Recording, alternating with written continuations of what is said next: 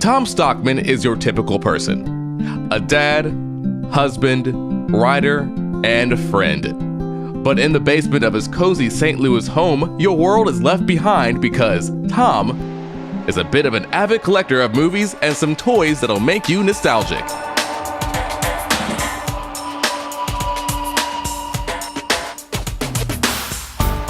Well, when I was a kid, I collected a lot of toys. And then I grew up and grew out of it and went away to college. And then when I got out of college, I became a little obsessed with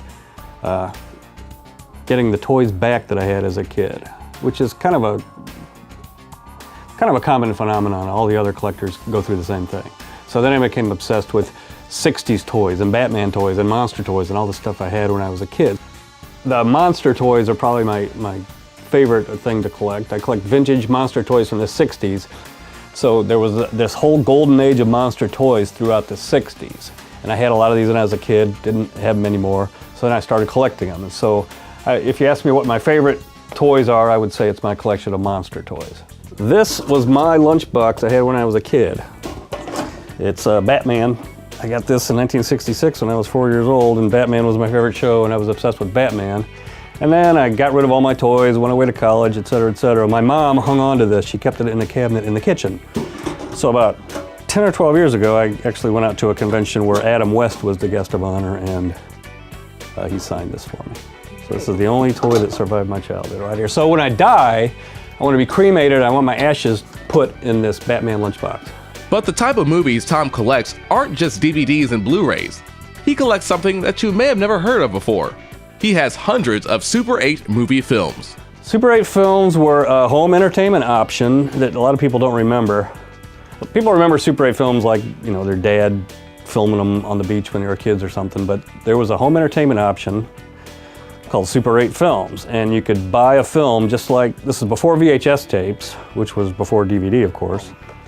This is a Super 8 film. You open it up, and you have to, the right kind of projector. You had to have a Super 8 projector that had a sound head. It runs at 24 frames per second, so there are 24 little frames that are 8 millimeters on the diagonal.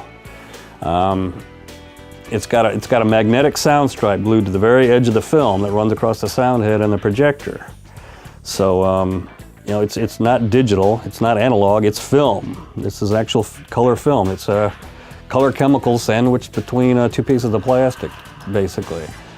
Now, this isn't the whole movie. This is 18 minutes. They took The Exorcist and they cut it down to 18 minutes.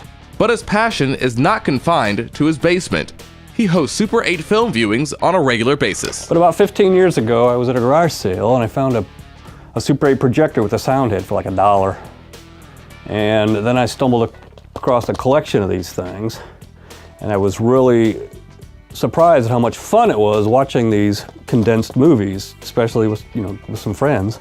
So I started collecting them, so that I would have these parties over. Then I started having these parties over at my house. They were called Tom Super 8 parties, and I would have 20 or 25 friends, and we'd drink beer and sit up in the living room, and we'd watch these things. And then I invited my friend Bob Putnam, who owns the Way Out Club, to one of these parties, and he said, hey, this is a lot of fun. We should start doing this at the club.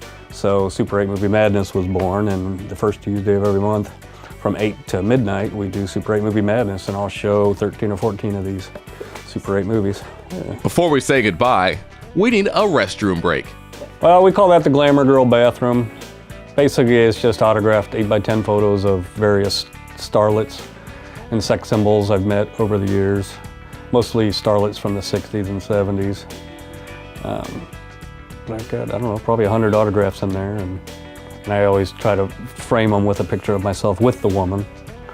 So I just keep busy with my hobbies.